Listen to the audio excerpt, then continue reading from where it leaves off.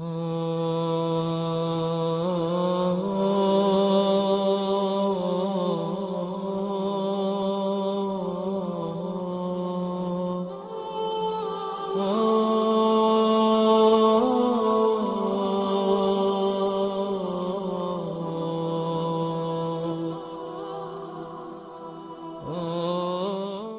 तकबीर, अल्लाहु अकबर, नारे रिसालत या रसूल अल्लाह, नारे हैदरी या अली सलावत, अल्लाहुम्मा सल्लि अला मुहम्मद व आलि मुहम्मद।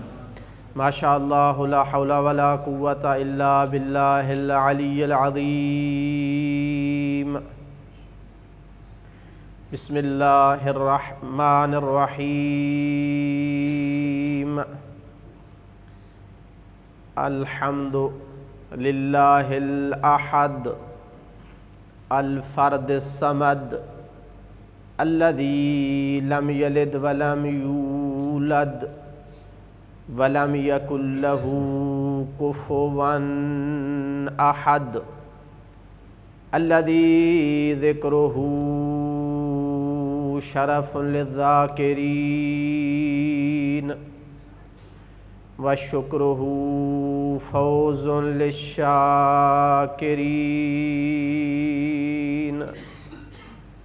व हम्दुहु इज़्ज़ुन लिल्हामिदीन व ताअतुहु नजातुन लिलमुतीईन व रिज़्क़ुहु उमूमुन लित्ताईन वल आसीन व रहमतुहु करीबुम मिनल मुहसिनीन। वस्सलातु वस्सलामु अला सिराजिल मुनीर अल बशीर नज़ीर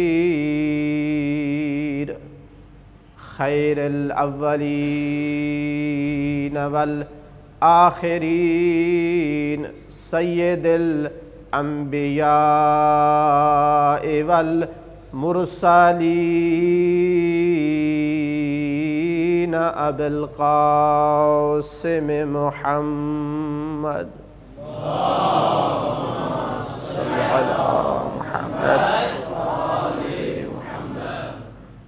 व अला आलिहि तय्यबीन अत्ताहिरीन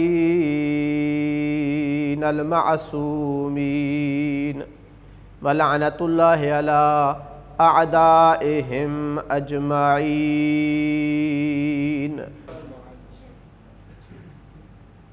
आज 3 मुहर्रम का दिन गुज़रा है, 4 की रात है।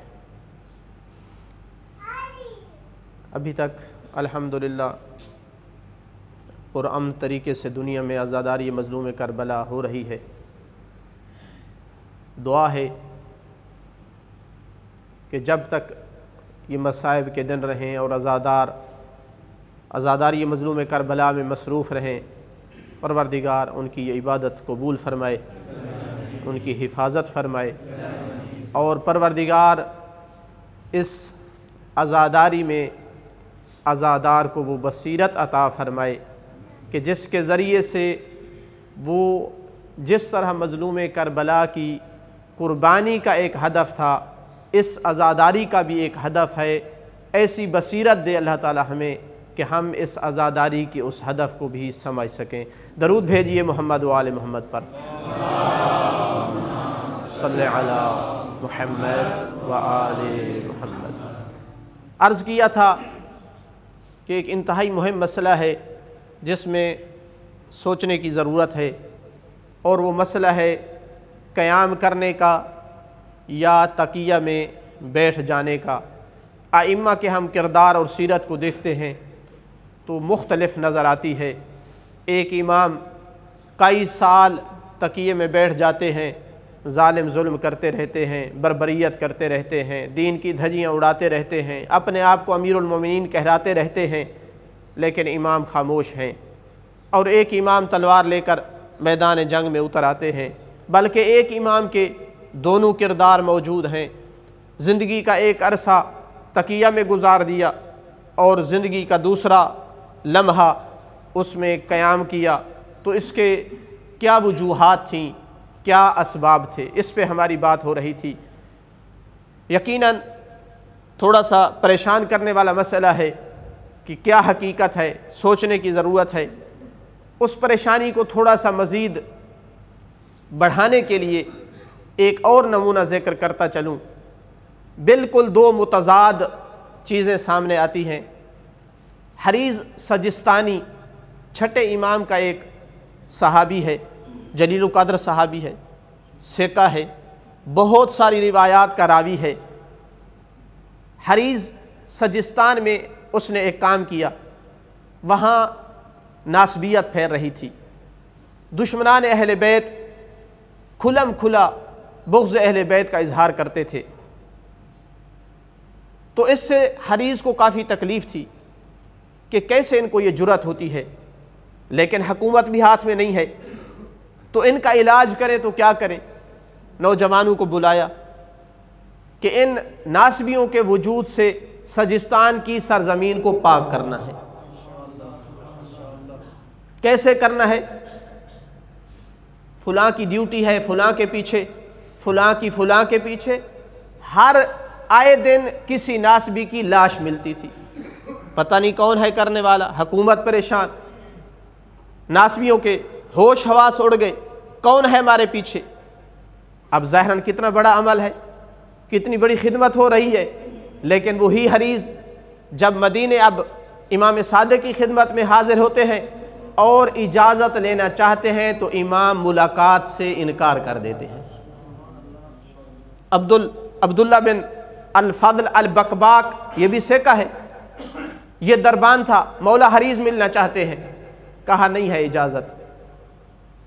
हरीज़ जैसे आदमी को इजाज़त न मिले, ये बंदा परेशान है। दूसरी बार तीसरी बार, जब कई बार इजाज़त न मिली, सिका था पर मार्फत इतनी नहीं रखता था, कहा मौला एक आका को अपने ग़ुलाम को कितनी सज़ा देनी चाहिए? कहा जितना उसका गुनाह हो। कहते हैं मौला आपने हरीज़ को उसके गुनाह से ज़्यादा सज़ा दी है, जसारत की है। तो मौला ने फरमाया वैलक, क्या कह रहा है तू? यानी गोया जुल्म की निस्बत दे रहा है मेरी तरफ। तुझे मालूम नहीं हरीज़ ने तलवार उठाई है? इमाम की निगाह में इस अंदाज में तलवार उठाना गोया को इतना बड़ा जुर्म था जिसके सबब हरीज़ इस अहल नहीं रहे कि इमाम उसकी मुलाकात करें। और साथ ये भी फरमाया अब्दुल्ला, अगर तेरी जगह मेरा दरबान फुलान होता तो जब मैंने उसे कहा था कि इजाज़त नहीं है तो दूसरी बार न पूछता। मार्फत के मरातब होते हैं, वो दूसरी बार मुझसे न पूछता कि मैं उसको इजाज़त दूँ। दरूद भेजिए मोहम्मद वाले मोहम्मद पर।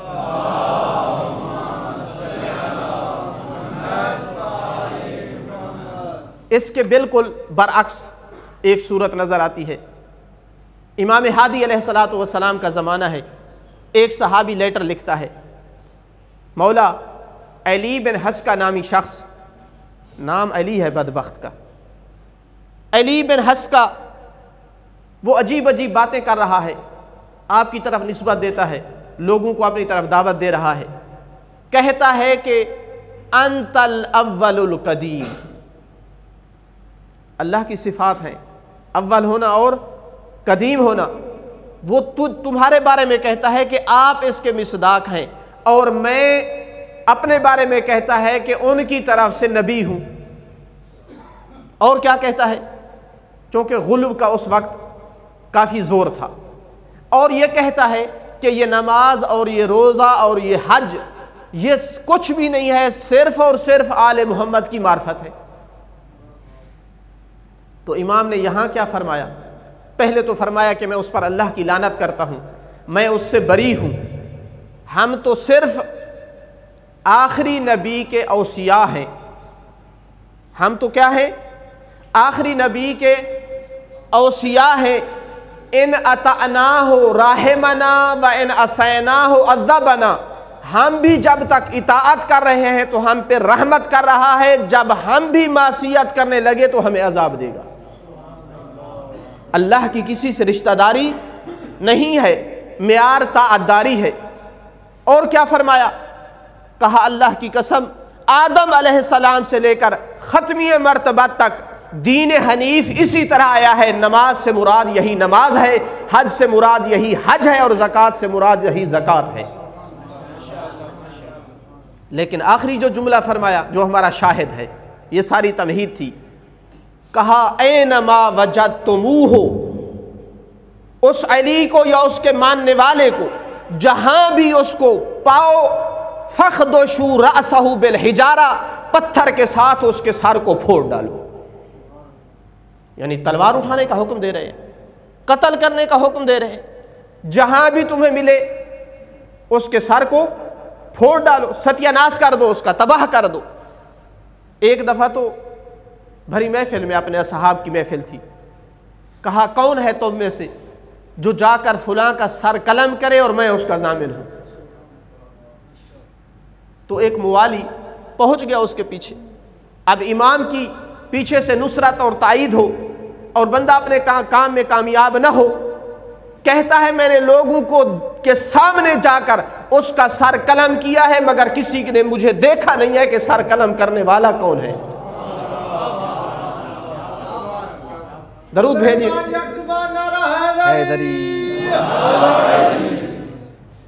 जहमत करें, आगे जगह है, तशरीफ़ ले आए, पीछे से मोमिनीन के लिए मुज़ाहमत हो रही है। दरूद भेजिए मोहम्मद व आले मोहम्मद पर। सल्ले अला मुहम्मद व आले मोहम्मद। अल्लाहु अकबर। या रसूल अल्लाह।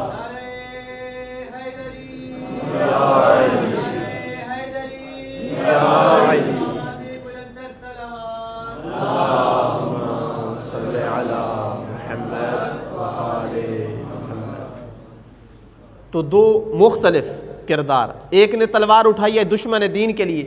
क्या नासबी कम मुजरिम है गाली से? यह ताबीर गाली के हक में नहीं आई है, जो नासबी के हक में आई है। इमाम फरमाते हैं अनजस मिनल कल्ब, कुत्ते से भी ज्यादा नजस है। लेकिन उसके खिलाफ अगर तलवार उठाई है तो मुजरिम करार पाया है,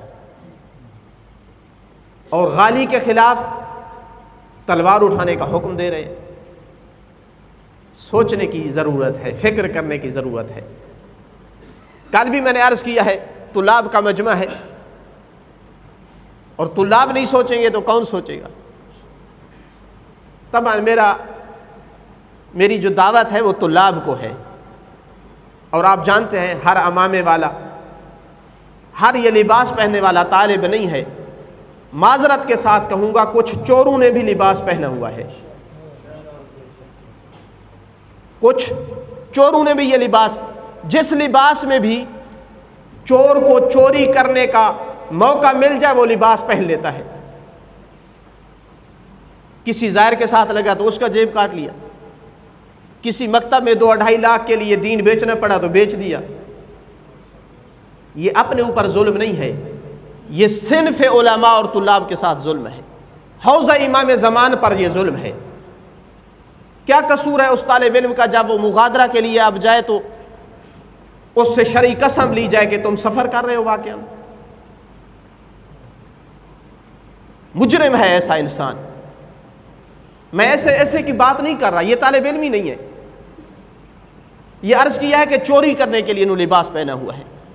जिस तरह वो किबला यार शाह साहब से कहा गया था कि किबला अब तो दाढ़ी रखने वाले, दाढ़ी वाले लोग भी बदमाशी करने लगे।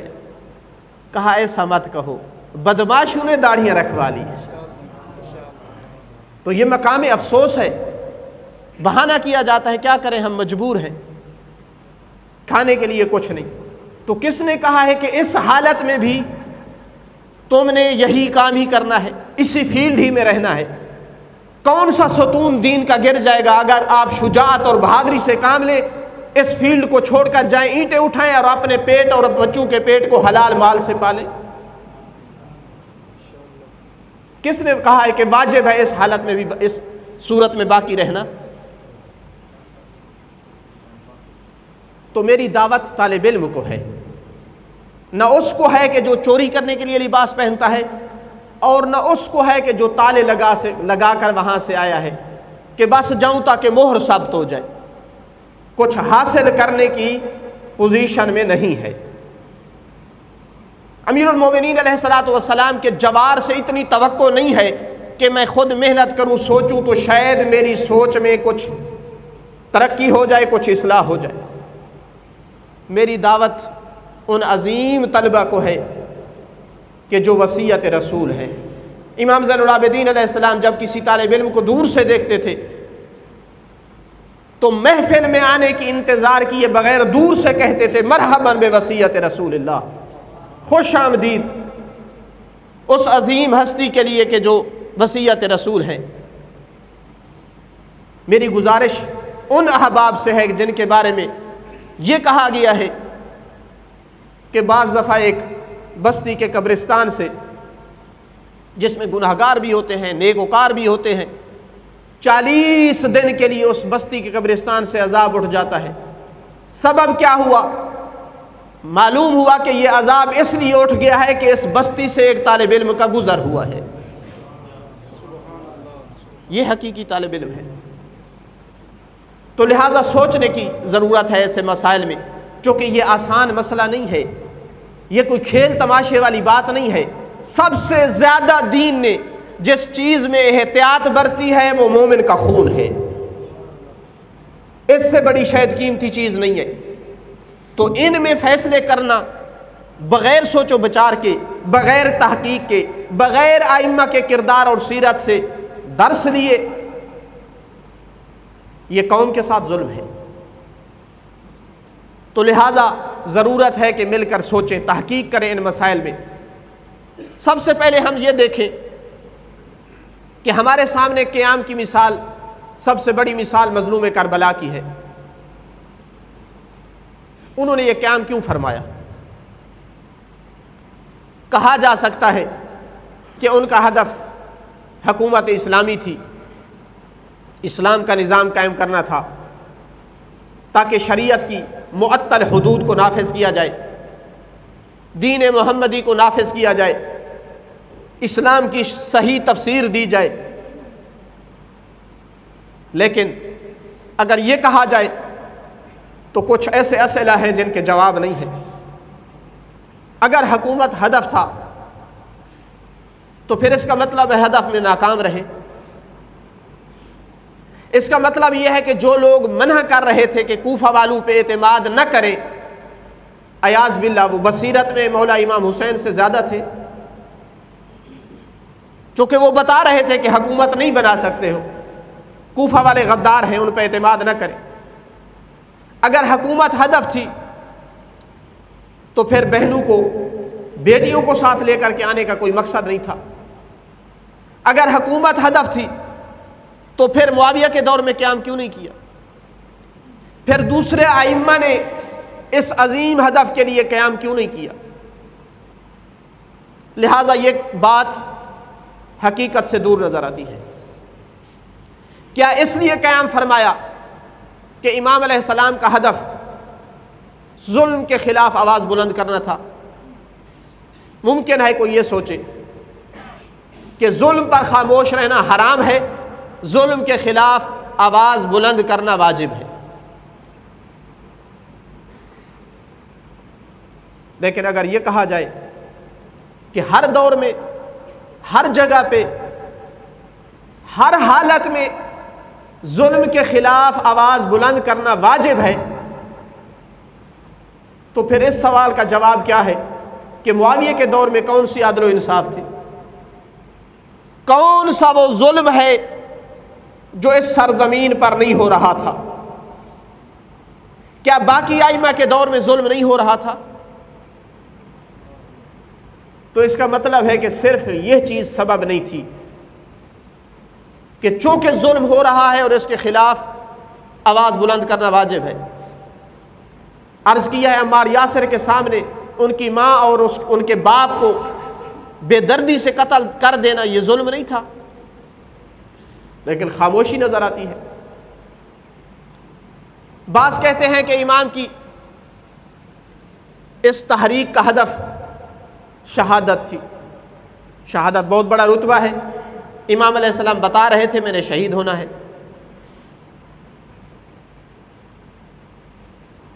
ये किसी सूफ़ी, किसी रहबान, किसी आबिद की किसी हरकत का तो ये हदफ हो सकता है कि मैं शहीद हो जाऊं।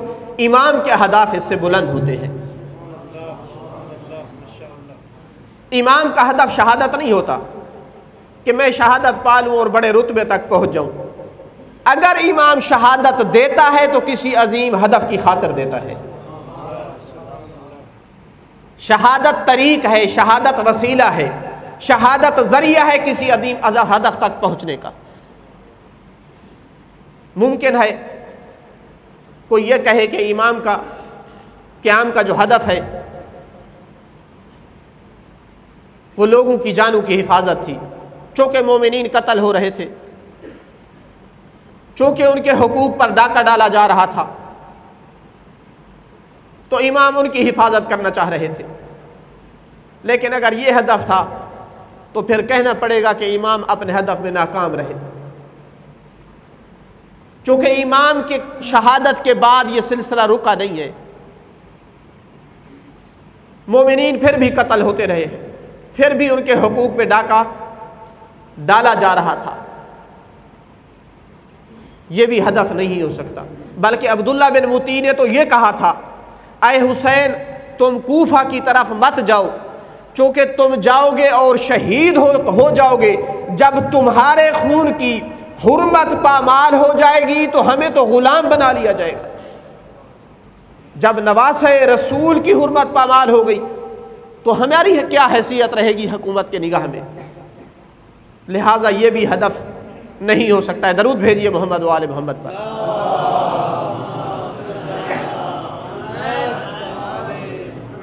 मुमकिन है कोई ये कहे कि इमाम खलीफा के बारे में उसने जो दीनी लिबादा ओढ़ रखा था उस लिबादे को उतारना चाहते थे कि ये डिक्टेटर है, ये जालिम है,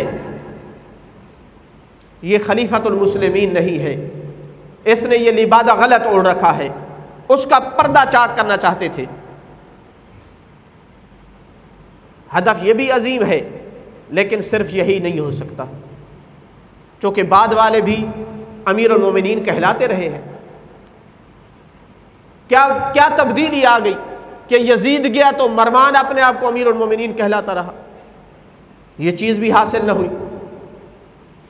तो क्या चीज़ थी जो इमाम का हदफ हो सकती है? वो कौन सा मकसद था जिसके लिए इमाम ने क़याम फरमाया और उसे जैसे हासिल करना चाहिए था वैसे हासिल करके रहे, और ऐसे शहीद हो गए कि जो शहीद होकर के भी फातिह का लक़ब पा करके गए। तो कहा जा सकता है कि इमाम का हदफ मालिम दीन की हिफाजत करना थी। इमाम का हदफ बैज़तुल इस्लाम को महफूज रखना था। मालिम दीन यानी दीन के वो अरकान अगर वो बाकी हैं तो दीन बाकी है।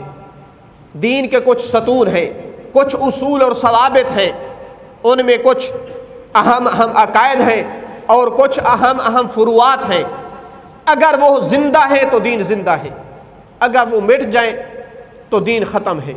इमाम की कुर्बानी का हदफ मालिम दीन की हिफाजत थी, बैज़तुल इस्लाम की हिफाजत थी।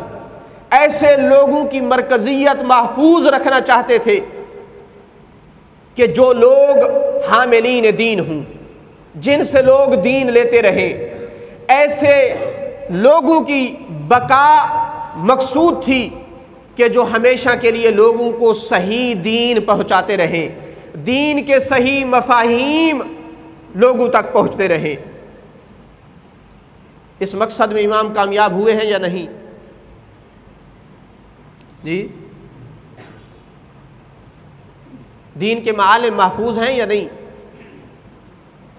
हामिलीन दीन हर दौर में सही दीन जिनके पास होता था और लोग जिनसे हासिल किया करते थे वो रहे हैं हर दौर में या नहीं?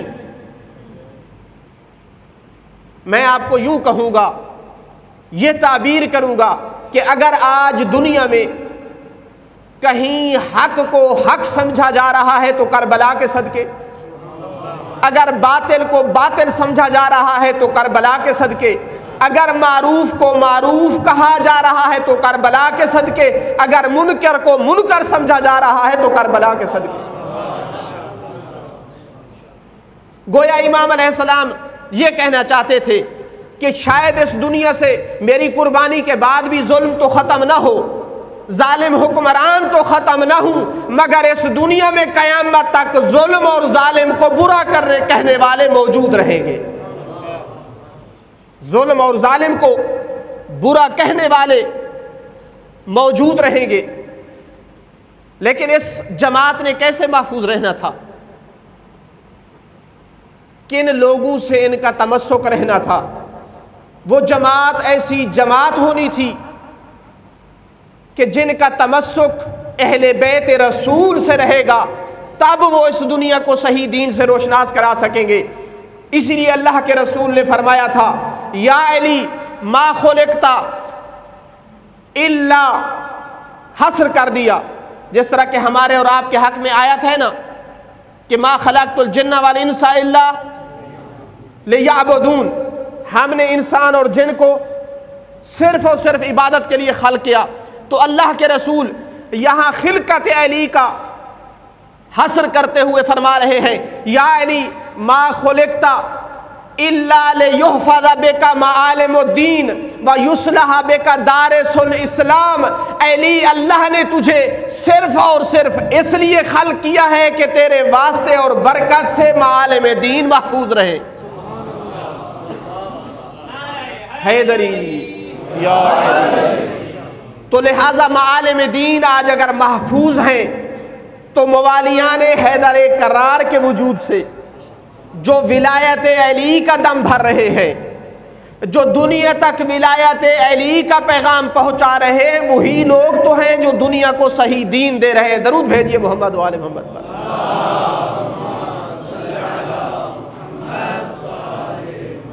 तो मजलूम करबला ने ये कुर्बानी दी है दीन की बका, मालिम दीन की हिफाजत की खातिर। अगर इसको मैं आसान करूं तो यूं कहूं कि अगर करबला न होती तो आज मोमिन और मुनाफिक की पहचान न होती, आज मुवाली और नासबी की तकसीम न होती, आज शिया सुन्नी और यजीदी की तफरीक न होती, बल्कि पूरी दुनिया में आज यजीदी होते। आज अगर ये तकसीम है कि ये यजीदी है और ये हुसैनी है तो ये करबला के सदके है। अगर ये न होता तो आज दुनिया में कहीं आप अली वलीउल्लाह की निदा सुनाई न देती। आज अगर दुनिया में हर कोने में किसी न किसी अंदाज में अली वलीउल्लाह की आवाज़ बुलंद है तो ये करबला के सदके। अगर इससे भी मैं आसान करूं तो ये कहना चाहूँगा, अगर करबला न होती तो ये कुरान तो महफूज रहता, मगर इसकी तफसीर करने वाले यजीदी होते। सुन्नत नबी हदीस तो मौजूद रहती, लेकिन उसके रावी यजीदी होते। आज अगर कुरान की सही तफसीर हो रही है, सही हमारे तक सुन्नत नबी पहुँची है, तो वो करबला के सदके। आप कह सकते हैं कि ये कैसे? उसूल काफ़ी अक्सर इमाम सादिक और इमाम बाकर अलैहिस्सलाम की रिवायात और अहादीस हैं। कुरान की तफसीर में भी छठे इमाम की अहादीस हैं। तो मैं गुजारिश करूँगा, अगर करबला न होती तो छठे इमाम को कोई न इमाम मानने वाला होता, न उनसे कोई हदीसें लेने वाला होता। तो कैसे हम तक उसूल काफ़ी और फ़कीह पहुँचती? दरूद भेजिए मोहम्मद वाले मोहम्मद पर।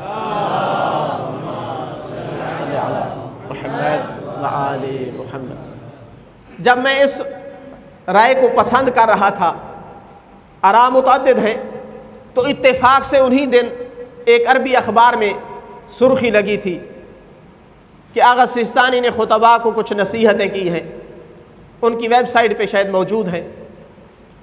तो मैंने कहा देखूं कौन सी नसीहतें हैं। आगा ने तमहीद में कुछ कलिमात कहे जिनसे मुझे अपने लिए ताईद मिली। उन कलिमात की नस ये थी कि उन खुतबा से फरमा रहे थे कि कानत रिसालतुहु व तदहियतुहु,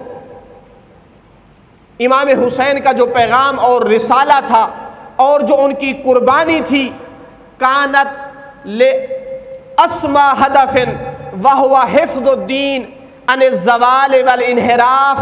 हुसैन की जो कुर्बानी थी वो बहुत बड़े हदफ की खातिर थी, और वो क्या था? वो दीन इस्लाम को ज़वाल और इन्हिराफ से बचाना था। यानी कहना क्या चाहते हैं कि अगर करबला की कुर्बानी न होती तो शायद ये दीन तो बाकी रहता, मगर इस शक्ल में मुनहरिफ होकर बाकी रहता जिस शक्ल में आज यहूदियत और ईसाइयत है, जिसके मालिम ख़त्म हो चुके। अगले जुमले में फरमाया वफ़ी एतिकादी, अपनी राय दी कि मैं सिस्तानी का ये अकीदा और एतिकाद है, लौला कानत तज़हियतुल हुसैन अलैहिस्सलाम अल अज़ीमा फिल मरहलतिल असीबा, अगर इस मुश्किल और कठिन मरहले में हुसैन की अजीम कुर्बानी न होती, लमा काना लिल इस्लाम असरुन युज़कर, तो आज इस इस्लाम का कोई काबिल ज़िक्र निशान न होता। इस इस्लाम का कोई काबिल ज़िक्र निशान न होता। आज इस्लाम होता तो मुहर्रफ शुदा होता। दरूद भेजिए मोहम्मद वाले मोहम्मद पर।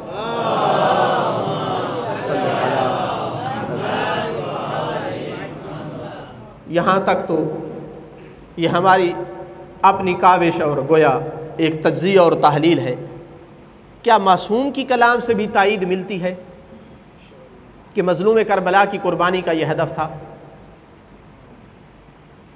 ताकि एक सनद मिल जाए? तो मेरे ख़्याल में इससे बढ़कर इस बात पे सनद क्या है कि अल्लाह के रसूल फरमा रहे थे, इन्नल हुसैना फिस समाए अकबर मिन्हु फिल अर्द फ़इन्नहु मकतूबुन अला यमीन अर्शिल्लाह, इन्नल हुसैन मिसबाहुल हुदा व सफ़ीनतुन निजात। मेरा जो हुसैन है वो आसमानों में इससे कहीं बड़ा है जितना ज़मीनों में है, इसलिए कि अल्लाह के अर्श के एक तरफ पे लिखा हुआ है कि बेशक हुसैन हिदायत का चराग है और कश्ती नजात है। गोया कहना यह चाहते हैं कि हुसैन ही है कि क़यामत तक जहाँ से तारीकी के लिए चराग जलाया जा सकता है और जुल्मत और समंदर की मौजों से नजात पाने के लिए इस कश्ती पे सवार होया जा सकता है। दरूद भेजिए मोहम्मद वाले मोहम्मद पर। सल्ले अला मुहम्मद व आले मुहम्मद। ख़ुद मज़लूम करबला ने भी अपने इस हदफ का इजहार किया है, अगरचे मुख्तलिफ मवाक़िफ़ पर मुख्तलिफ जवाबात दिए हैं, लेकिन एक जगह पर यह फरमाया कि मैं इसलिए जा रहा हूँ लियहलक मन हलक अन बय्यनतिन व यहया मन हय्या अन बय्यनह, ताकि क़यामत तक के लिए जो भी गुमराही की वजह से हलाक हो तो वो भी जानता हो कि मैं गुमराह हूँ, और जो हिदायत पाकर नजात पाले तो वो भी बसीरत रखता हो कि मैं हक पर हूँ। गोया कहना ये चाहते थे कि अल्लाह की हुज्जत तब तमाम होती है जब बातिल वाले को भी इल्म हो कि मैं बातिल पे हूँ, और हक पर अमल करने वाले को भी इल्म हो कि मैं हक पर हूँ। अगर हुसैन ये क़याम नहीं करता तो अल्लाह की ये हुज्जत पूरी नहीं होती। न गुमराह को पता होगा कि मैं गुमराह क्यों हूँ, और न हक पर अमल करने वाले को यकीन होगा कि मैं हक पर हूँ। और जब हालात ऐसे हो जाए तो फिर ज़रूरी हो जाता है कि एक नए नबी को मबूस किया जाए। जब अल्लाह ने ख़त्मी मर्तबत को आखिरी नबी करार दिया था और इस इस्लाम को बाकी क़यामत तक के लिए इसी दीन को बाकी रहना था, तो हुसैन की कुर्बानी ज़रूरी हो चुकी थी,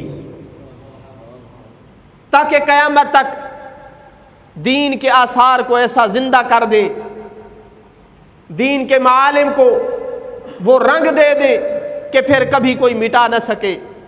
अगर इसकी मज़ीद तायीद चाहिए तो आप उस ज़ियारत की तरफ मुतवज्जे हो सकते हैं जो आप रोज़ाना अमीरुल मोमिनीन की ज़रीह अक़दस पे पढ़ते हैं। गालिबन छठे इमाम से मरवी है कि जब अमीरुल मोमिनीन की आप ज़ियारत कर रहे हो तो दरमियान में इमाम हुसैन की ज़ियारत आ जाती है, करबला की तरफ रुख करके वो ज़ियारत पढ़ना होती है।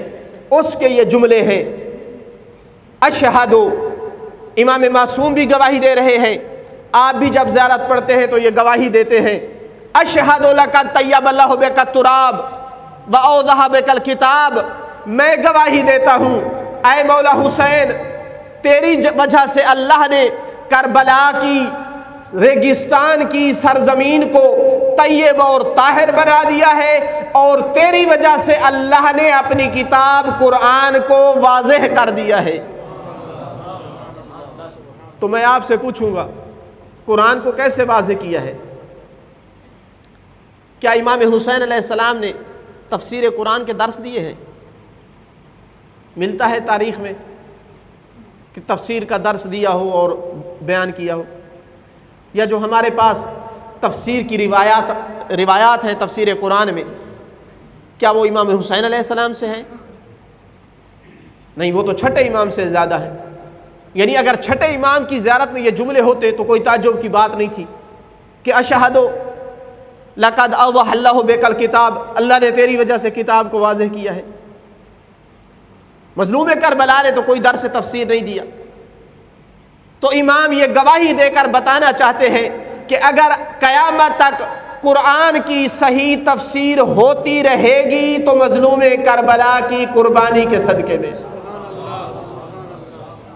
अगर करबला न होती तो कुरान की तहरीफ हो जाती। दरूद भेजिए मोहम्मद व आले मोहम्मद पर।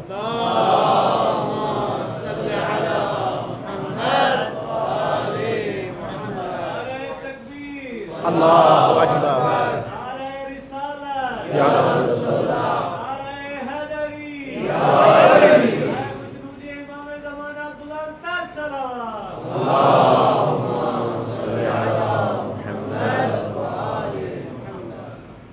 और मज़ीद अगर यकीन करना है कि यही हदफ था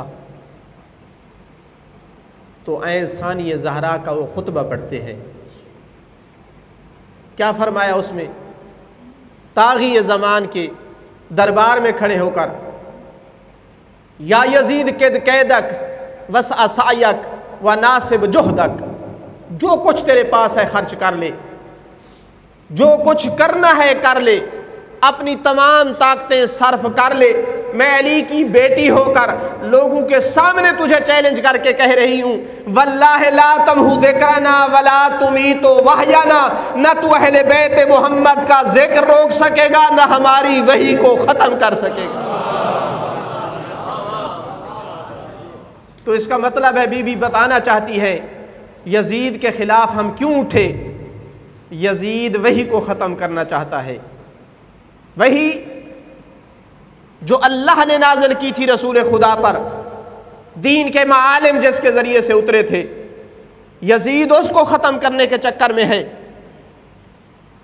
मगर मज़लूम करबला ने बहुत कुछ दिया, अपने जान और जवान दिए, अपनी बहनों को रुलाया, मगर एक यजीदियत और मोहम्मद के दरमियान ऐसा ख़त खींच दिया कि क़यामत तक जिसे नहीं मिटाया जा सकता। कितना वो खूबसूरत शेर था, कहीं लिखा हुआ था, मुझे बहुत पसंद आया। बाज़ दफ़ा शायर को वाक़अन इलाही इल्हाम होता है, अगर वो अच्छी शेरी करना चाहता है, अगर वो दीन को बयान करना चाहता है। कहता है बातिल न ले सकेगा, बातिल न ले सकेगा सांस सुख चैन का, इस दीन की रगों में है लहू हुसैन का। मेरी पूरी मजलिस को इसने इस शेर में बंद किया है कि मजलूम करबला ने अपना खून इस दीन की रगों में दाखिल कर दिया है, जिसके बाद कोई बातिल इस पे गालिब नहीं आ सकता है। दरूद भेजिए मोहम्मद वाले मोहम्मद।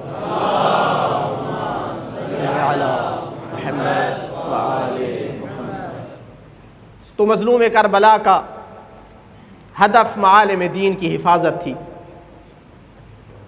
तो फिर कूफा वालों की तरफ सफ़ीर को क्यों भेजा, फिर उन्होंने बैअत क्यों ली? ये सारी चीज़ें इसलिए थीं ताकि उम्मत पर हुज्जत कायम करें। इमाम को पूरा तरह यकीन था कि मैंने शहीद होना है, लेकिन कोई कह न सके कि हम तो इसलिए बैअत कर रहे थे यजीद की, कोई और मद्दे मुकाबिल था ही नहीं, किसी ने कोई दावत ही नहीं दी, बल्कि हमने तो ख़त लिखे थे हुसैन की तरफ, वो नहीं आए तो हम क्या करें? आज कोई कह सकता है ये बात? उनकी ज़बानें बंद कर दी, हुज्जत कायम कर दी उन पर। जानते थे मैंने शहीद होना है, लेकिन अगर बिलफर्ज ये हुकूमत दे दे मेरी नुसरत करे तब भी खसारा नहीं है, अगरचे नहीं होगा ऐसा जानते थे, लेकिन अगर दे दी तब भी दीन का इह्या करेंगे, और अगर बेवफाई पर उतर आए और शहीद कर दिया तो तब भी इसी में दीन की बका है। कामयाब हुए अपने हदफ में, जैसे चाहते थे वैसे शहीद हुए। दुश्मन चाहता था मक्का में शहीद कर दे, किसी को पता न चले किसने शहीद किया है। दुश्मन चाहता था रात की तारीकी में शहीद हूं, नहीं, ऐसा नहीं है। शहीद होंगे मगर ऐसे होंगे कि क़यामत तक किसी को बड़ी से बड़ी कोई गाली देगा तो उसको यजीदी कहेगा। दिन दिहाड़े सहरा में खुले मंजर हर किसी को इल्म हो कि कौन शहीद करने वाला था, और फिर अगर उनके सही जुल्म और बर्बरियत का सही प्रचार अली अकबर की जवानी से नहीं हो सका तो अली असगर को भी लेकर मैदान में जाऊंगा, ताकि उनके जुल्म का सही दुनिया पर इंकशाफ हो सके। और यही था, यही कामयाबी थी कि वो मदीना जिससे चंद दिन पहले, चंद माह पहले अली के बेटे तन्हा निकले हैं, कुछ अरसे के बाद उसी मदीने से सैकड़ों लोग यजीद की खिलाफत का इनकार करके मैदान जंग में उतरे हैं। वह कूफा कि जो मासूम इमाम की नुसरत के लिए तैयार नहीं थे, सिवाय चंद एक के खत लिख करके भी बेवफाई पे उतर आए। इमाम हुसैन को वो कामयाबी हासिल हुई कि 4000 बंदा बगैर इमाम के नुसरत इमाम हुसैन में उस वक्त तक लड़ते रहे जब तक पूरा 4000 शहीद नहीं हुआ। तवाबीन की जमात, इससे बड़ी कामयाबी क्या हो?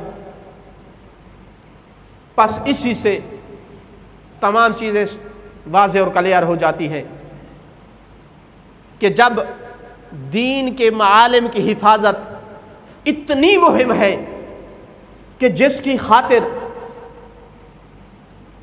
इमाम हुसैन जान दे सकते हैं, बेटों की जान दे सकते हैं, तो उस हामिलीन दीन की हिफाजत के लिए हसन मुज्तबा भी हुकूमत को ठुकरा सकते हैं। क्यों हुकूमत वापस दे दी? यही वो राज था जिसको नहीं समझ रहे थे। सरीह अल्फाज में फरमाया, लौला मा अतैत लमा तोरे का आहदुन मिन शियतना अला वजहिल अर्ज़, अगर ये हुकूमत न देता तो इस सरजमीन पर हमारे शिया में से एक भी बाकी न रहता। हिज्र जज्बाती था, या हिज्र लम अफल मा फअल्त इल्ला इब्काअन अलैकुम, मैंने जो कुछ किया है न दुश्मन से मरऊब होकर न दुनिया की मोहब्बत में, जो कुछ किया है तुम शिया की हिफाजत की खातिर। मगर ऐसा संगीन अमल था, इतनी पोशीदा मसलहत थी, उस तरह तुम उसको नहीं समझे जिस तरह मूसा खिज़र के कामों की मसलहत को नहीं समझा था। हामिल दीन की, चूँकि ये दीन किसी बिल्डिंग के ज़रिए बाकी नहीं रहता, ये दीन हामिल दीन की एक जमात जिनको मरकज़ियत हासिल हो, जो दीन की सही तफसीर दे सके, उनके वजूद से दीन का बका है। जब शिया न रहे तो दीन कैसे रहेगा? इसीलिए तो इमाम सादिक़ अलैहिस्सलातु वस्सलाम फरमाया करते थे अपने सहाब के बारे में, अल्लाहुम्मा सल्लि अला मुहम्मद व आलि मुहम्मद, फरमाते थे हाउलाए, नाम ले लेकर, अबू बसीर, मोहम्मद बिन मुस्लिम, बुरैद अल-अजली, नाम ले लेकर, लौला हाउलाए लंदारा सत आसार अबी, लंदारा सा हदीस व नबी, ये लोग न होते तो सुन्नत रसूल ख़त्म हो जाती, मेरे बाबा की हदीस मिट जाती। इनकी हिफाजत ज़रूरी है ताकि दीन बाकी रहे। और इनकी कितनी अज़मत थी। जमील कहता है, मैं इमाम अलैहिस्सलाम के पास गया तो इमाम ने फरमाया, उस बंदे को देखा था जो अभी उठ कर जा रहा था मेरे पास से? कहा, हाँ मौला मैंने देखा था, वो तो हमारे असहाब में से है, कूफा का है, जानता हूँ। इमाम ने फरमाया, ला कद्दसल्लाहु रूहह वला मिसलह, अल्लाह उसके रूह को कभी तय्यब व ताहिर न करे और न उस जैसे किसी और की रूह को तय्यब व ताहिर करे। इतनी बड़ी बात दुआ मानने वाला है। जमील कहता है हमारे असहाब से था। जानते हैं उसका क्या जुर्म था? कौन सा वो संगीन जुर्म था? इमाम ने इन अल्फाज में बद दुआ दी। जमील भी यकीनन हैरान हुआ, इतनी बड़ी सख्त बद दुआ, छठे इमाम की ज़बान से बद दुआ हो जाए और फिर उसको अल्लाह नेकी की तौफीक दे।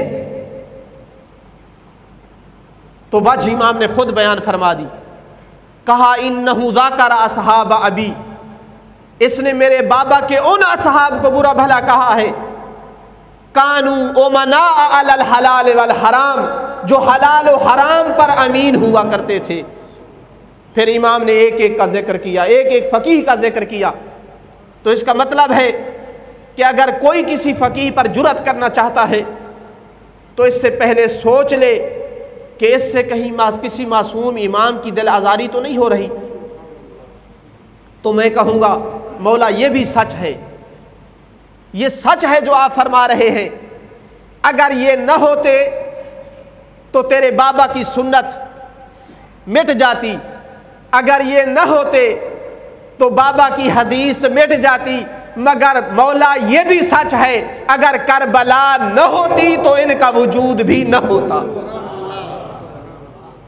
न तेरे बाबा की कोई सुन्नत मानने वाला होता, न तेरे बाबा से कोई हदीस लेने वाला होता। दरूद भेजिए मोहम्मद वाले मोहम्मद पर।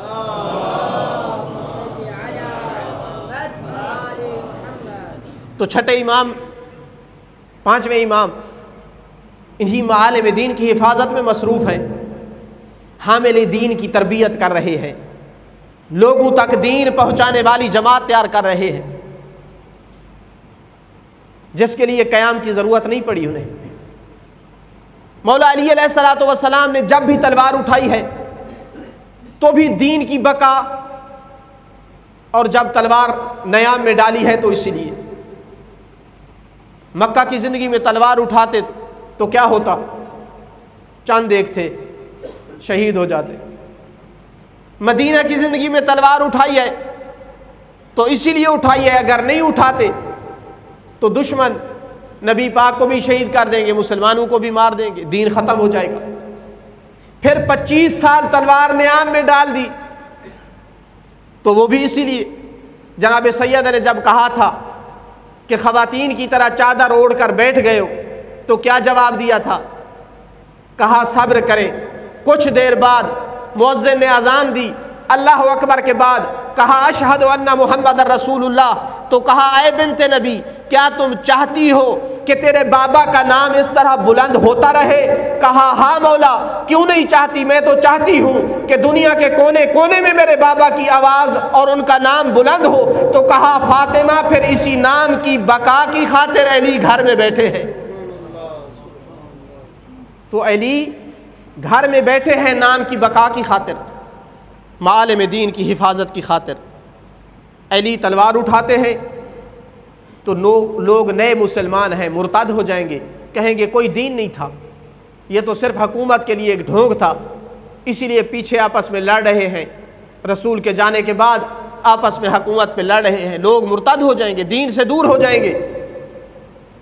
हुकूमत तो शायद अली के हाथ में आ जाए मगर दीन नहीं रहेगा। किसी ने क्या खूब कहा था कि अली और उनके दरमियान ये फ़र्क था कि जिस तरह दो ख़वातीन लड़ रही थी ना, एक कहती थी मेरा बच्चा है, दूसरी कहती थी कि नहीं मेरा बच्चा है। मौला अली के पास जब फैसला ले आए तो कहा जाओ तलवार ले कर के आओ। क्यों? कहा मैं इसके दो टुकड़े करता हूँ, आधा इसको देता हूँ, आधा इसको देता हूँ। तो जो हकीकी माँ थी तड़प गई, कहा मौला मुझे नहीं चाहिए। क्यों? कहा मैं इसे जिंदा देखना चाहती हूँ अगरचे दूसरी औरत के पास। बस यही फर्क था अली और दूसरों के दरमियान। दूसरों ने कहा कि हमें कुर्सी ले करके रहना है, दीन बाकी रहे या ना रहे। अली ने कहा मैं दीन को जिंदा देखना चाहता हूँ, चाहे मैं घर बैठ क्यों ना जाऊँ।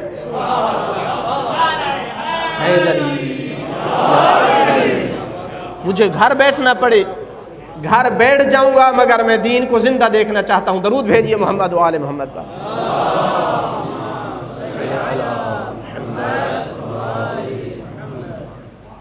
और यही फ़लसफ़ा था मरजइयत के जो हम मुख्तलिफ मवाक़िफ़ देखते हैं। मैंने अर्ज़ किया था कुछ एतराज़ करते हैं कि क्यों अमेरिका के ख़िलाफ़ जिहाद का फतवा नहीं दिया और दाश के ख़िलाफ़ दिया है। बहुत बड़ा फ़र्क था।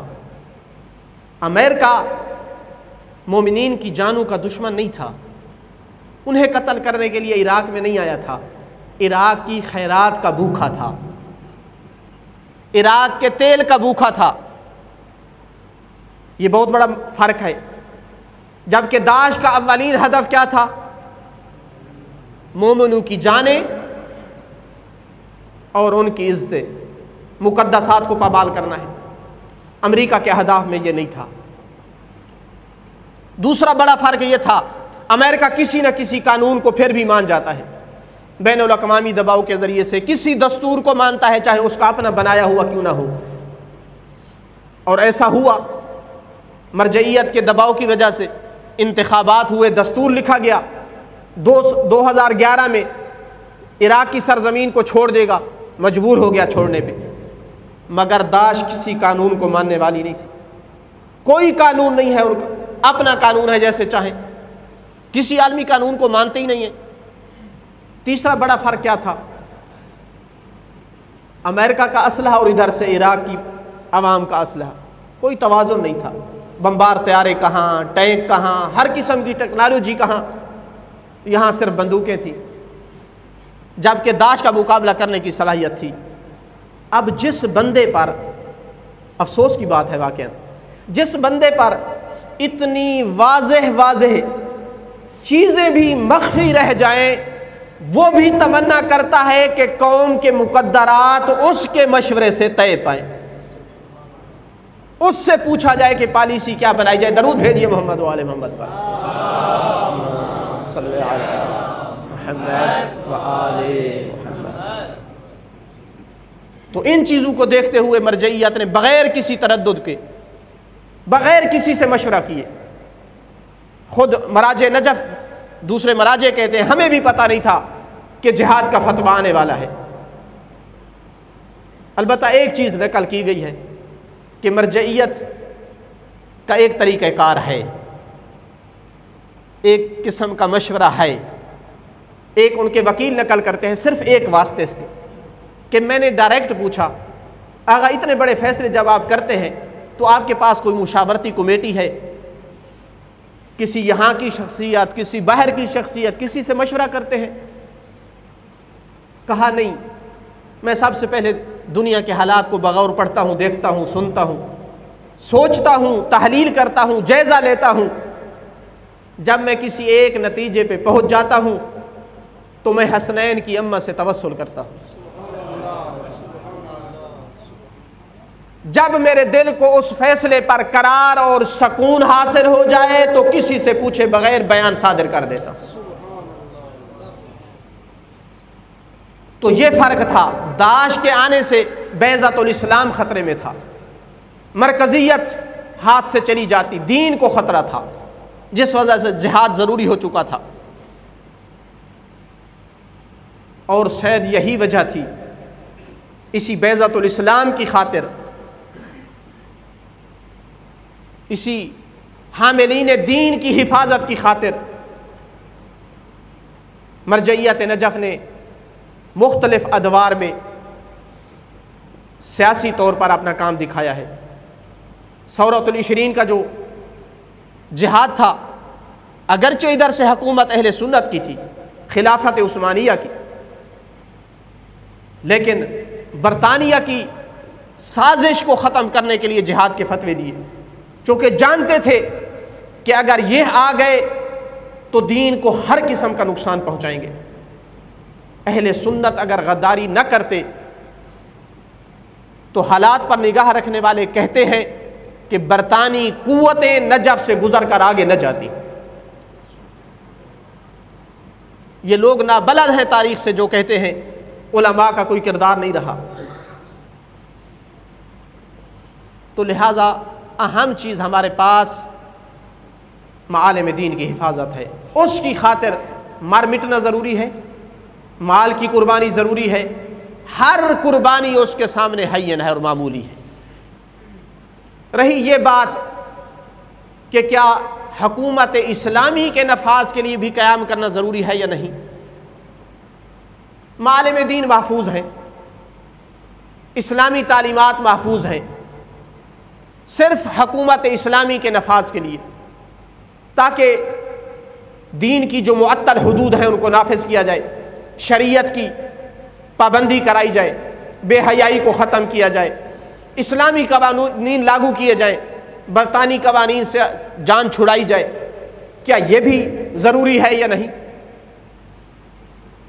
इसकी दो सूरतें हैं। एक दफ़ा तो आप मुतमईन हैं कि अवाम आपके साथ है, सिर्फ अलम बुलंद करना पड़ेगा, आसानी से बग़ैर कत्ल गारत, बग़ैर मोमनों की जानें कुर्बान किए आराम से हासिल कर लेंगे। तो शायद यहाँ जायज़ बल्कि ज़रूरी हो। मासूम की सीरत में इसकी मिसाल मिलती है। मौला अली ने 25 साल बाद हुकूमत कबूल कर ली थी, इसलिए कि लोग आ गए हैं, इतना रश हो गया है, फरमाते हैं कि करीब था कि हसनैन रौंदे जाएं, इतना रश और इज़्दिहाम था। हुकूमत ने, ईरानी इनकलाब जब आया तो इसी तरह के हालात थे। चूँकि अर्ज़ किया है मशरूता की जो तहरीक थी उन्होंने ईरानी कौम को जगा दिया था। तकरीबन 80 साल वो तहरीक चली है मशरूता की, तो ज़मीना फराहम हो चुका था। बादशाह के अलावा तकरीबन तमाम अवाम और पार्टियां इस चीज़ को कबूल करने के लिए तैयार थी कि हुकूमत को तब्दील किया जाए। तो अल्लाह ने इमाम खुमैनी रिज़वानुल्लाह ताला अलैहि की शक्ल में ऐसा इंसान दिया जिस पर सब लोग मुत्तफ़िक हो गए। तो ये सूरत हमारे नज़दीक वाज़ेह है। लेकिन दूसरी सूरत यह है कि क़याम करने के लिए जानें देना पड़ेंगी, कत्ल गारत होगी। इस सूरत में भी जायज़ है। इसकी भी दो सूरतें हैं, मैं इंतहाई मुख्तसर कर रहा हूँ, 5 से 10 मिनट में इंशाअल्लाह। इसकी भी दो सूरतें हैं। एक दफ़ा तो आपकी जानें महफूज हैं, इज़्ज़तें महफूज हैं, दीन की तरवीज आप कर सकते हैं, तरबियत लोगों की कर सकते हैं, तज़किये नफूस कर सकते हैं। और एक दफ़ा यह है कि नहीं, आपकी ज़िंदगी ज़लील और ख्वार है, आपकी इहानत हो रही है, आप हर जुल्म ढाया जा रहा है, आपको कोई अदल व इंसाफ नहीं मिल रहा। अगर आप क़याम करते हैं, चाहे गालिब आ जाए या शहीद हो जाए, हर हालत में असल दीन को कोई नुकसान नहीं है, दीन महफूज है। तो इस हालत में भी शायद आपका क़याम करना अगर वाजिब नहीं तो जायज़ हो। और मैं इसका फ़ायदा इस्तिफ़ादा जनाब ज़ैद शहीद की तहरीक से करता हूँ, चूँकि एक है इमाम का फ़ेल और एक है इमाम की तकरीर। एक ही ज़माने में इमाम का फ़ेल तकिया में बैठने पर है और इमाम की तकरीर तलवार लेकर मैदान जंग में आने पर है। कोई रिवायत नहीं मिलती कि इमाम ने ज़ैद को मना किया हो कि तुम गुनाह कर रहे हो, कोई नहीं है ऐसी बात। सबब क्या था? इहानत की ज़िंदगी थी। जनाब ज़ैद को लोगों के सामने खलीफा वक्त ने गालियाँ दी और यहाँ तक कि जनाब सैयद कौनैन को बुरा भला कहा गया। तो फिर ऐसी जलील ज़िंदगी पर अगर कोई मोमिन करामत की ज़िंदगी को तरजीह देता है तो शायद ये जायज़ हो। चूँकि दीन महफूज है, छठे इमाम जब तक मौजूद हैं, उनके शागिर्द मौजूद हैं, दीन की तरवीज हो रही है, ज़ैद की शहीद से दीन की बका को ख़तरा नहीं है। दूसरी सूरत जो अर्ज़ की है कि नहीं, आप बाइज़्ज़त ज़िंदगी गुजार रहे हैं, दीन की तरवीज के मौक़े मुहैया हैं, तज़किया नफ्स कर रहे हैं, हामिली दीन की जमात पैदा कर रहे हैं, आप सिर्फ़ इसलिए क़याम करना चाहते हैं कि आप दीन के कानून को लागू करें, लोगों से शरीयत की पाबंदी करवाएं, जितने से जितना बड़ा क्यों ना हो, शराब पिए तो उसको कोड़े लगाए जाए, कोई फहाशी में पकड़ा जाए तो संगसार करूं, चोरी कर ले 2-4 हज़ार की तो उसकी उंगलियां काट दूं, ये मकसद है ना। बेहया औरत बेपर्दे के बगैर निकले तो उठाकर जेल में बंद कर दें, बाजमात नमाज का क़याम हो, अगर कोई 3 दफ़ा रोज़ा छोड़ता है तो 2 दिन ताज़ीर करने के बाद तीसरे दिन कत्ल कर दो। इस्लामी कवानीन यही है ना। आप इसके लिए क़याम करना चाहते हैं, और वो भी इस हालत में कि आपको अव्वलन यकीन न हो कि मैं कामयाब हो जाऊंगा। मोमिनीन की जाने कुर्बान करने के बाद भी कामयाबी का यकीन आपको न हो, इसलिए कि आपके पास जो मुखलिस लोगों की जमात है वो थोड़ी है, और अगर कामयाब हो भी गया तो यह यकीन नहीं कि कब तक उसको दवाम दे सकूंगा। आज हकूमत बना लेना आसान है, उसको बाकी रखना मुश्किल है। बेचारे अख़वानुल मुस्लिमीन के साथ जैसे हुआ, पता नहीं 100 साल कब कितनी तहरीक है, बड़े लंबे अरसे की कितनी कुर्बानियाँ दी और जानें दी। जब इनकलाब ले आए और इस्लामी हुकूमत कायम की तो मेरा ख्याल में 1 साल भी ना चल सके। मुर्शी साहब अब तक जेल में हैं और पेशियाँ भुगत रहे हैं, चूँकि ग्लोबल विलेज हो चुका है आज। और आप जब भी कोई ऐसा कानून नाफिज करेंगे, हकूक़ इंसान की तंजीमें पूरी दुनिया से आपके ख़िलाफ़ साजिश शुरू कर देंगी, कहीं बाहर से दबाओ और कहीं अंदर से आपके ख़िलाफ़ साजिशें, तो ना आपको यकीन हो कि हुकूमत बना सकूँगा और ना ही यकीन हो कि उसको बाकी रख सकूँगा।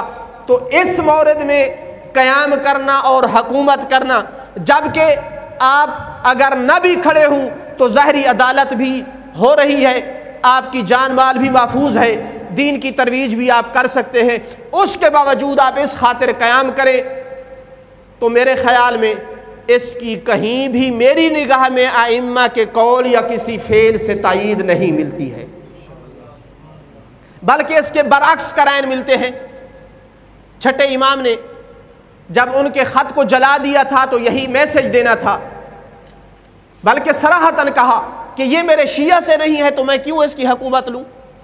फरमाना चाहते हैं कि मेरे पास मुखलिस लोग नहीं हैं, ये हुकूमत की दावत देने वाले मेरे मुखलिस नहीं हैं, ये मुझे इस्तेमाल करना चाहते हैं। जब भी मैं इनके अहदाफ के ख़िलाफ़ कोई काम करूँगा तो ये मेरी मुखालफत पे उतर आएंगे।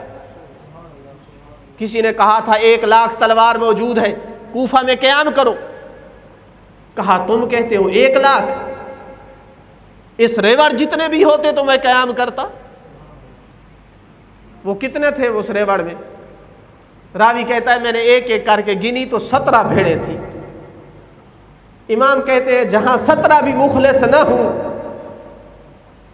चाहे और लाखों भी हूं, उन पर एतमाद करके क़याम करना अक्लमंदी नहीं है। अवलन तो वो रास्ते में आपको छोड़ देंगे, और अगर हुकूमत कर भी ली तो तलहा और ज़ुबैर की तरह फिर गवर्नरियाँ मांगने आ जाएंगे। ऐसे लोगों पर एतमाद करके हुकूमत नहीं की जा सकती। आखिरी जो चीज़ मैं यहाँ कहना चाहता हूँ, और फिर मसाइब की तरफ, कि ये दो मुतज़ाद चीज़ें क्यों थीं। एक दफ़ा तलवार उठाने वाले पे नाराज़ हो गए, और एक दफ़ा तलवार उठाने का कह रहे हैं। दुश्मन मिलता जुलता है, एक तरफ से गाली है, एक तरफ से नासबी है। तो मैं जो फ़र्क समझता हूँ वो ये था कि पहली बात, नासबी दीन के लिए उतना नुकसानदेह नहीं है जितना गाली है। नासबी अलान दुश्मन है, गाली मुनाफिक है जो अपने आप को मोमिन और मुसलमान कहता है और फिर दीन की जड़ें काटता है। आज हमें ज़ाहिरी दुश्मन का इतना चैलेंज नहीं है जितना दाखिली दुश्मन का चैलेंज है, जो हुसैन का नाम लेकर मिंबर हुसैन पर आकर मालिम दीन की तबाही का मूजब बन रहे हैं, मालिम दीन को मिटाने के दर पे हैं। तो फिर लिहाजा जब भी मालिम दीन पर खतर आ जाए, तो जिस तरह मजलूम करबला ने कहा था, आज उलमा को भी इसी तरह कहना चाहिए। घर से जब निकले हैं इल्म दीन हासिल करने के लिए, तो फिर ये नारा बुलंद करके हमें निकलना होगा, लम अखरुज इन्नी लम अखरुज आशिरम वला बातिरा इन्नी लम अखरुजन हुब्बन ले दुनिया इन्नमा खरजतो ले तलब दीन व इस्लाह नफ्स व इस्लाह उम्मत रसूलिल्लाह। मेरे बस में हुआ तो मैं अपनी इस्लाह करूंगा इस दीन के ज़रिए से, मैं इस मिंबर हुसैनी की इस्लाह करूंगा, इस लानत से इस मिंबर को पाक करूंगा। लेकिन हर बीमारी के इलाज होते हैं, हिकमत से करना होता है। मेरी कासर निगाह में इसका बेहतरीन इलाज ये नहीं है कि हम मिंबर पे गालियां देना शुरू कर दें। बेहतरीन इलाज जो मेरी कासर निगाह में है, अवाम की ऐसी तरबियत करें, उनके दिल में हकीकी मारिफ इस तरह डाल दे, उनके दिलों को ऐसा मुनव्वर कर दे, उनके दिलों में ऐसा फुरकान डाल दे जिससे खुद ब खुद उनको हक हक नजर आए और बातिल बातिल नजर आए।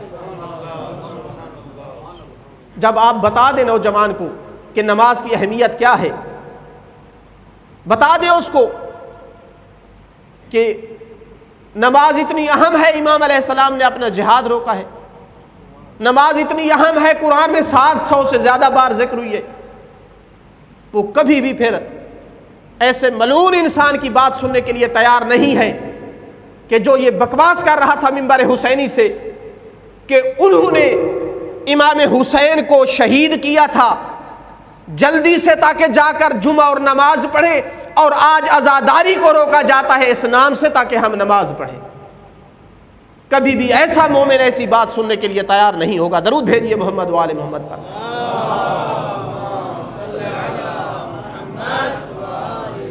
और दूसरा फ़र्क यहाँ यह भी था कि इस तरह से चोरी छुपे तलवार उठाकर नासबियों के ख़िलाफ़ काम करना मोमिनीन की ज़िंदगियों को ख़तरा है। जब भी कश्फ हो गया तो हुकूमत एक एक शिया को उठाकर कत्ल करेगी, और फिर ऐसा हुआ। हरीज़ सजिस्तानी बेचारा फिर इसी चीज़ की भेंट चढ़ा। जब कश्फ हो गया कि इस लाबी के पीछे हरीज़ का हाथ है, तो फिर शहादत में देर न हुई। जबकि इधर से चूँकि दुश्मन दीन के लिए ज़्यादा ख़तरनाक था और निस्बत भी आइमा की तरफ दे रहा है, तो फिर हुकूमत को इससे दिलचस्पी नहीं है कि अपने आप को एक दूसरे को मार रहे हैं, इससे हुकूमत खौफ नहीं खाएगी, हुकूमत शिया के दर पे नहीं होगी। तो ज़ाहिरन ये फ़र्क था, वहाँ तलवार उठाने से मना किया जा रहा था और यहाँ तलवार उठाने का हुक्म दिया जा रहा था। लिहाजा हमें भी जांचना होगा कि मालिम दीन के लिए सबसे ख़तर ज़्यादा किस चीज़ में है, ज़ाहिरी दुश्मन में या बातनी दुश्मन में। दरूद भेजिए मोहम्मद वाले मोहम्मद पर।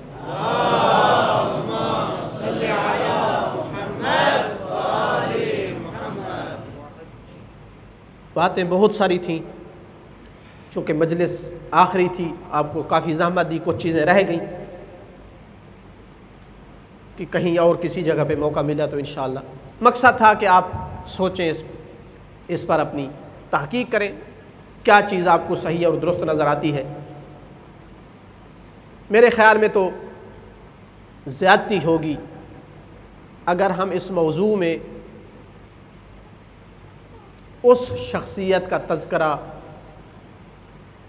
न करें जो विलायत और इमामत की सबसे पहले मुदाफ़े हैं। रसूल खुदा ने जो जिहाद किया है, मौला अली ने जो जिहाद किया है, वो जिहाद तौहीद की बका के लिए था। वो जिहाद नबूवत की बका के लिए था। इमामत की दिफा में जिस शख्सियत ने सबसे पहले दिफा का अलम बुलंद किया है वो हसनैन की अम्मा है।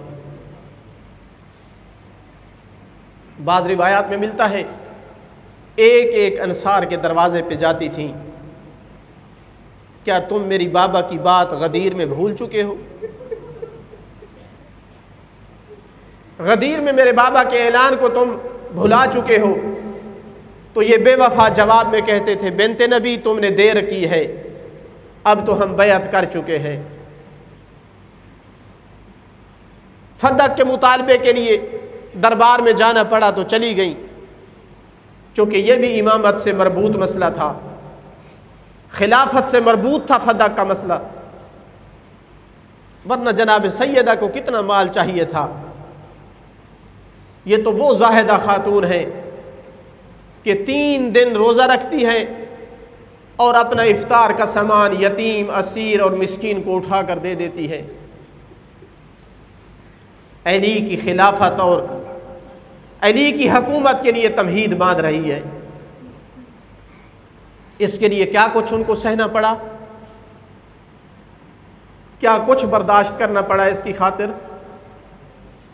इसका अंदाज़ा मज़लूम करबला के वालदा की मज़लूमियत का इस हदीस से लगाएं कि जिसमें छठे इमाम फरमाते हैं, हमारी जो दादी थी अपने बाबा की रहलत के बाद जितना अरसा जिंदा रही हैं, लम तुराज़ा है कतन मुस्तबशिरा, किसी ने उन्हें हंसते मुस्कराते नहीं देखा।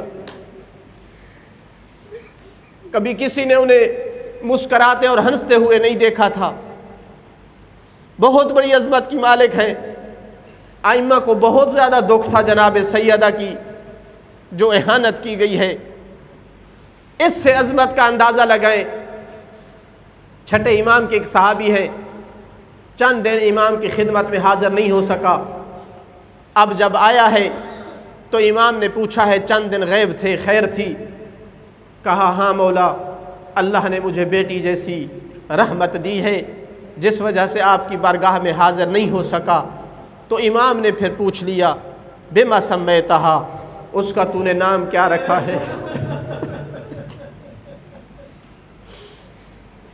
उसका नाम क्या रखा है? कहता है, मौला सम्मैतुहा फातिमा।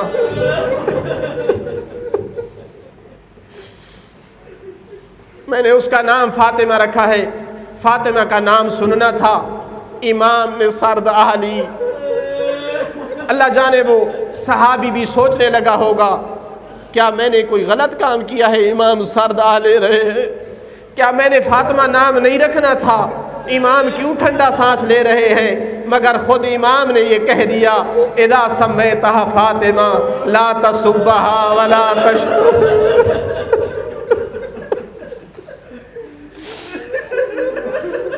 अजरुकुम अल्लाह वला तलतमहा, अगर उसका नाम फातिमा रखा है तो फिर कभी उसे मारना नहीं है, कभी झिड़कना नहीं है, कभी गाली नहीं देनी। गोया इमाम फरमाना चाहते थे, ऐ मेरा सहाबी, अल्लाह ने हमारी दादी की वो अज़मत बनाई है, जिस बच्ची का नाम भी उसके नाम से मंसूब हो जाए तो उसकी ताज़ीम वाजिब हो जाती है। अजरुकुम अल्लाह, अजरुकुम अल्लाह। अल्लाह जाने इमाम अपनी इस कलाम से इस बात की तरफ भी इशारा करना चाहते हूँ कि अल्लाह ने तो हमारी दादी की इतनी अजमत बनाई थी, मगर सहाबी नबी उस अजमत का ख्याल उन्होंने न रखा।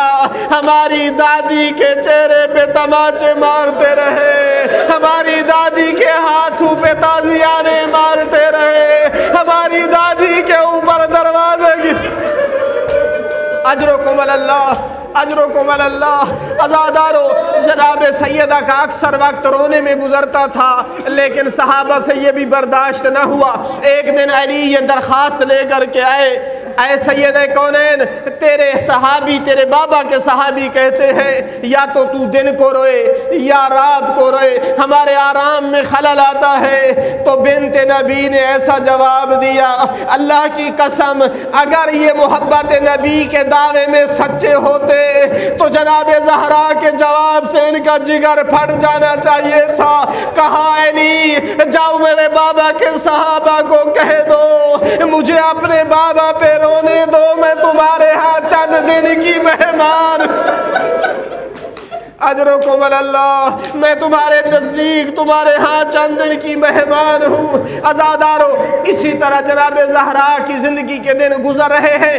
एक रात ऐसी आई है कि जनाब सैयदा गिश की हालत में चली गई। एक कनीज़ जल्दी से अली वली की खिदमत में जाती है, मौला जनाब ज़हरा की हालत कुछ गैर हो चुकी है। तेज़ी से अली ज़हरा के पास आए, सारे अक़दस को गोद में लिया, कहा फ़ातिमा कल्लमीनी, फ़ातिमा मेरे साथ कलाम करो, मगर कोई जवाब नहीं आया। मौला ने दूसरी बार कहा, या बिन्त मोहम्मद कल्लमीनी, आए बिन्त मोहम्मद मेरे साथ कलाम करो। अज़ादारो, कोई जवाब नहीं आया। तीसरी बार कहा, या बिन्त मन हमल ज़कात फिरदाही कल्लमीनी, आए उस अजीम बाप की बेटी जो फुकरा के लिए ज़कात के दाने अपने अबा के दामन में उठाया करता था, मेरे साथ कलाम करो। अज़ादारों, कोई जवाब नहीं आया। जब अली ने यह देखा ना तो अब लहजे को तब्दील किया, अब तरीके गुफ्तगू को चेंज किया, ऐसे चेंज किया कि ज़हरा जितनी मजबूर थी, ज़हरा को आंखें खोलनी पड़ी। सुनना चाहोगे अली ने क्या कहा? कहा, फातिमा आना इब्नु अम्मी का अली कल्लमीनी, फातिमा मैं तेरा चचा ज़ाद अली हूँ, मेरे साथ कलाम करो। जो ही कहा तो ज़हरा ने आंखें खोली। अली वली ने पूछा, ज़हरा तूने अपना ये क्या हाल बना रखा है? कहा, अली मैं तेरे पास आखिरी रात की मेहमान हूँ, अजरुकुम अल्लाह। अज़ादारो, ये जुमला सुनना था। अली तड़प गए, ज़हरा तुझे किसने ये खबर दी है? तेरे बाबा की रहलत के बाद तो जिब्राइल का आना बंद हो चुका है, तुझे किसने कहा है तेरी आखिरी रात है? कहा, अली जब मैं गिश की हालत में गई तो मैंने बाबा का दीदार किया, जो ही मुझे बाबा नजर आए तो मैंने कहा, है मेरे बाबा मैं तुम्हारी मुश्ताक हूँ। तो मेरे बाबा ने पलट कर कहा, फातिमा ज़हरा मैं तेरा तुझसे भी ज्यादा मुश्ताक हूँ और कल तू मेरे पास मेहमान। अजरुकुम अल्लाह, अजरुकुम अल्लाह। रोने के दिन है अज़ादारो, अल्लाह तेरा ये पुरसा कबूल फरमाए। जनाब ज़हरा पूछती है, अली रात का कितना हिस्सा गुजर चुका है? कहा, रात का 1/3 गुजरी है। कहा, अली मुझे इजाज़त दीजिए, मैं अपने बाबा की ज़ियारत के लिए जाना चाहती हूँ। अली इजाज़त नहीं दे रहे थे, मगर जनाब ज़हरा का जब इसरार बढ़ा तो इजाज़त मिल गई। मोहब्बत रसूल में, इश्क रसूल में खड़ी तो हो गई, चल तो पड़ी, मगर कैफियत क्या थी? आप में से जो उम्रा कर चुके हैं, जो हज कर चुके हैं, वो जानते हैं, वो देख कर के आए हैं। ज़हरा के घर और रोज़े रसूल के दरमियान सिर्फ चंद कदम का फासला है, मगर हसनैन की अम्मा को अल्लाह जाने ज़माने ने कितना सताया था। जब चली है तो ये हालत है, तकूमो व तजलिस, तकूमो व तजलिस।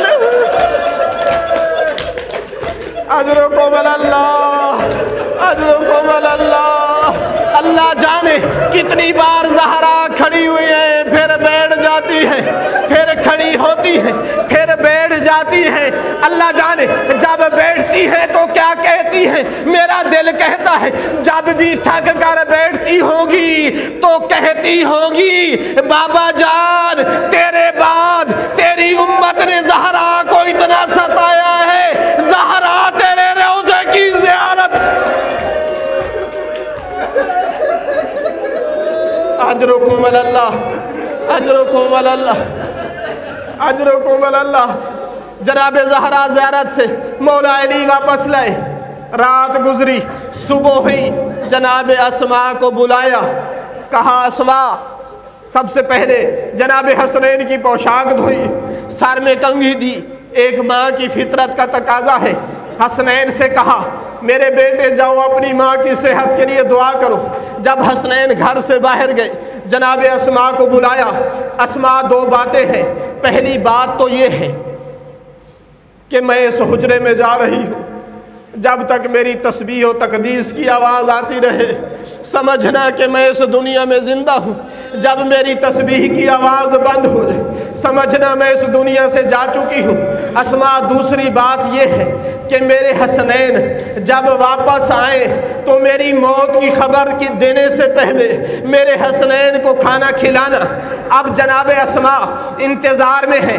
जनाब सैयदा हुजरा में तशरीफ़ फरमा है।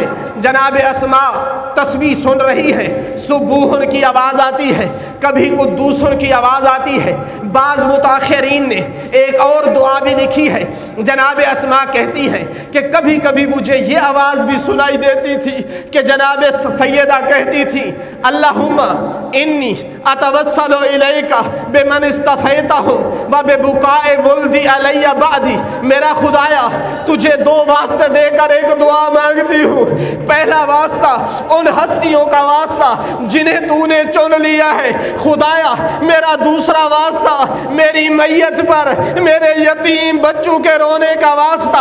अज़ादारो, ये बहुत अजीम वास्ते थे। ऐसे वास्तों से कभी दुआ रद्द नहीं होती। लेकिन दुआ कौन सी दुआ थी? जनाब अस्मा कहती है ये दुआ, ये वास्ते देने के बाद जब मैं सुन रही थी जनाब सैयदा ये दुआ करती थी, खुदाया इन दो वास्तों को देकर तेरी बारगाह में ये मांगती हूँ, अल्लाहुम्मा गफिर लिज़ुनूब शियती व शियत औलाद। अजरुकुम अल्लाह, अजरुकुम अल्लाह। खुदाया इन दो वास्तों से ये दुआ मांगती हूँ, मेरे और मेरे शिया के गुनाहों को माफ़ कर दे, मेरे और मेरी औलाद के शिया को गुनाह माफ़ कर दे। अज़ादारो, अजरुकुम अल्लाह। इतने में जनाब हसनैन अभी वापस नहीं पहुँचे थे कि इधर से तस्बीह की आवाज़ भी बंद हुई।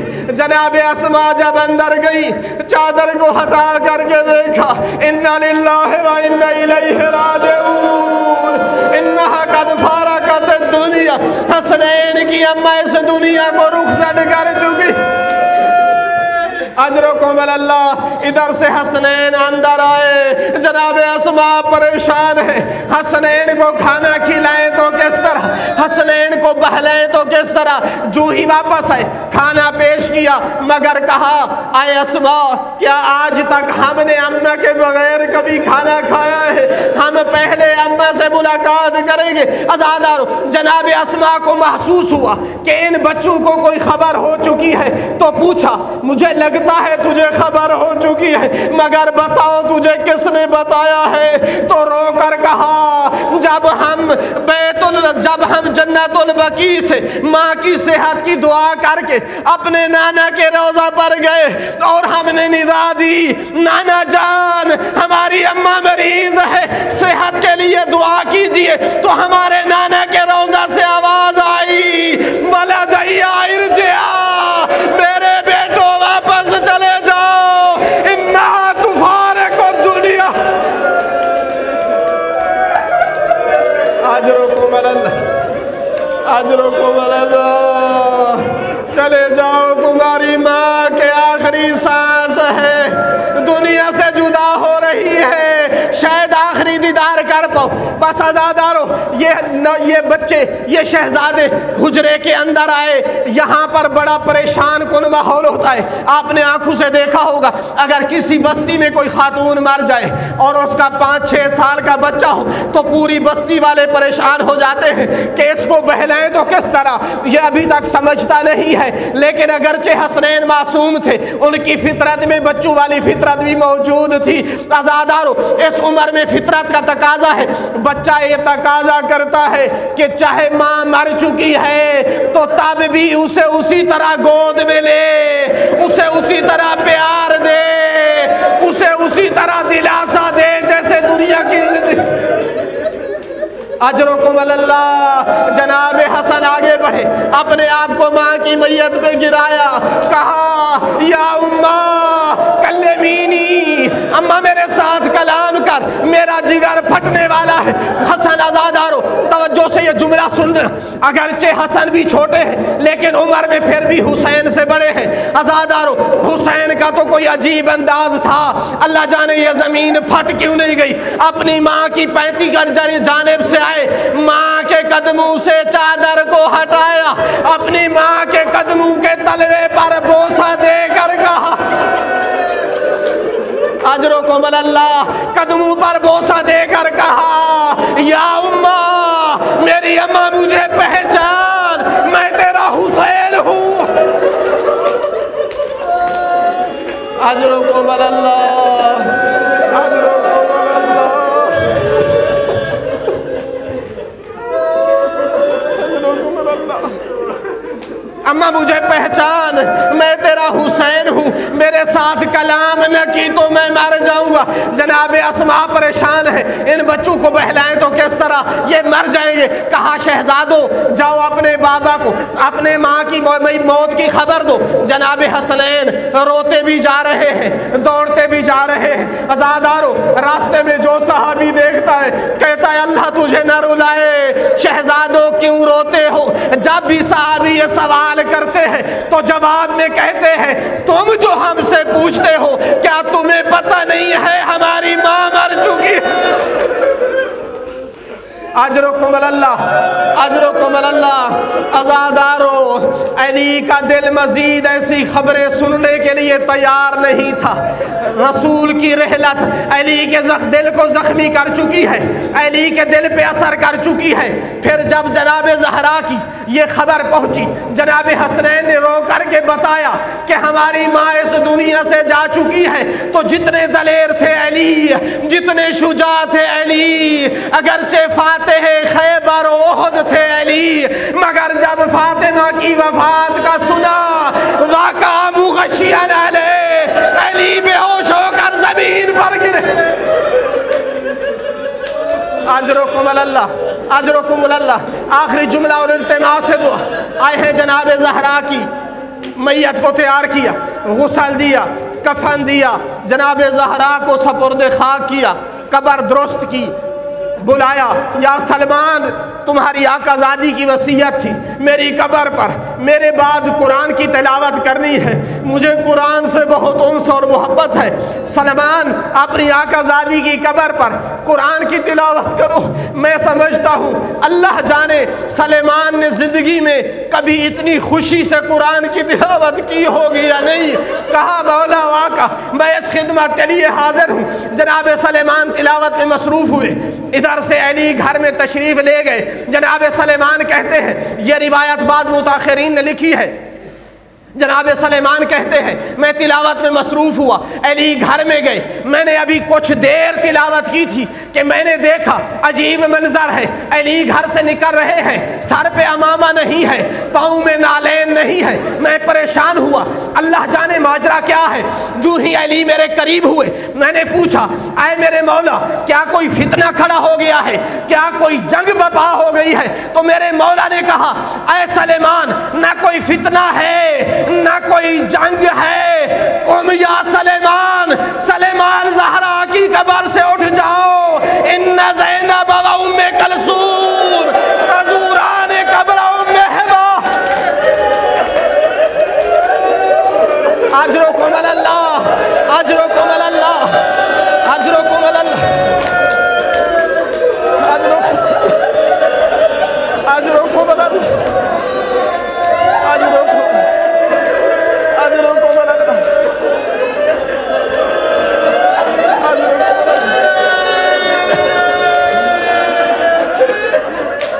तक़ब्बल अल्लाह।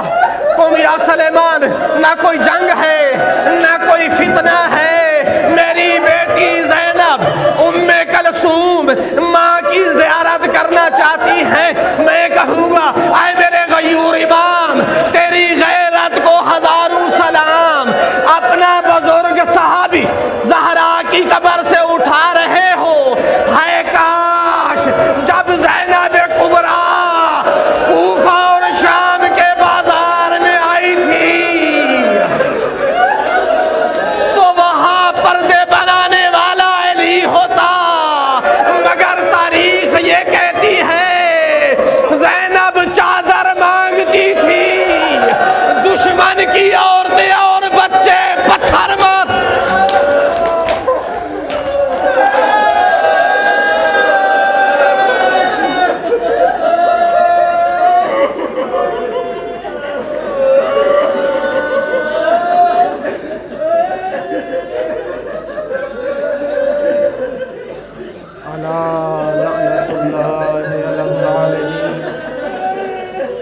सयअलमुल्लज़ीना ज़लमू अय्युम मुन्क़लिबिन यन्क़लिबून।